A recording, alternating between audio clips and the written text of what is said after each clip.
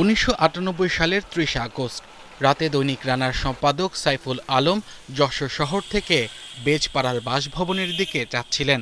পথে চারখাম্বার মোড়ে দুর্বৃত্তদের বোমা হামলায় নিহত হন তিনি। হত্যাকাণ্ডের 27 বছর পার হলেও বিচার শেষ হয়নি। স্বজনরা জানান, হত্যার পর থেকেই ধীর গতিতে চলছিল মুকুল হত্যার কার্যক্রম। সবশেষ 2010 সালের 25 সাক্ষীর সাক্ষ্য গ্রহণ শেষ হয়েছে।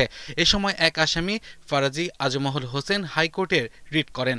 এরপর মামলার কার্যক্রম স্থবির হয়ে পড়ে। পরে ফারাজি আজমহলের অংশ বাদ রেখে বিচার পরিচালনার উদ্যোগ নেওয়া হলেও তা কার্যকর হয়নি।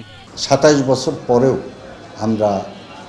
আমরা তার বিচার এখনো পাইনি এবং স্বজন হিসেবে, আমার ভাই হিসেবে আমার মনের মধ্যে একটা কষ্ট নিয়েই আমরা চলছি। আমাদের পরিবার মনের মধ্যে একটা কষ্ট ধারণ করেই চলছে।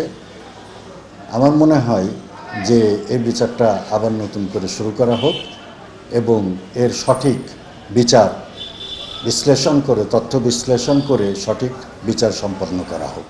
সাংবাদিক নেতারা জানান, বিচারহীনতার কারণেই সাংবাদিক হত্যা নির্যাতন বন্ধ হচ্ছে না। মুকুল হত্যাকারীদের চিহ্নিত করে দ্রুত বিচারের দাবি তাদের।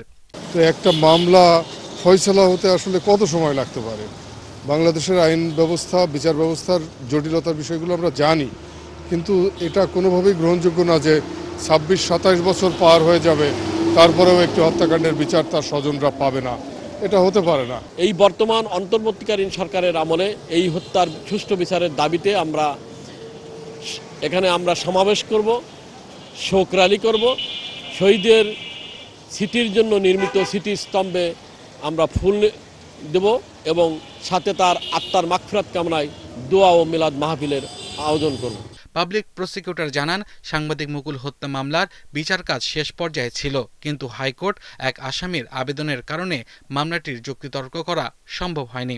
এখন পর্যন্ত হাইকোর্টে এটা আছে, এখানে ধার্য তারিখ পরে আর কোনো পদক্ষেপ গ্রহণ করতে পারে না। এই কারণেই যে উচ্চতর আদালত থেকে এটি সিদ্ধান্ত দেওয়া আছে।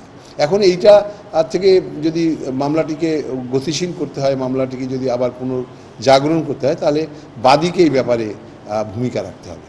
এবং আমি মনে করি যে এটার ব্যাপারে যদি উচ্চতর আদালতে যে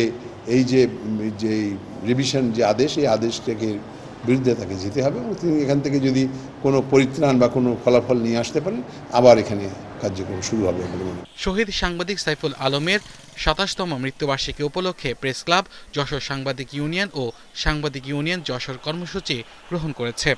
এর মধ্যে রয়েছে শোক র্যালি, শহীদের স্মৃতিস্তম্ভে পুষ্পস্তবক অর্পণ ও দোয়া মাহফিল।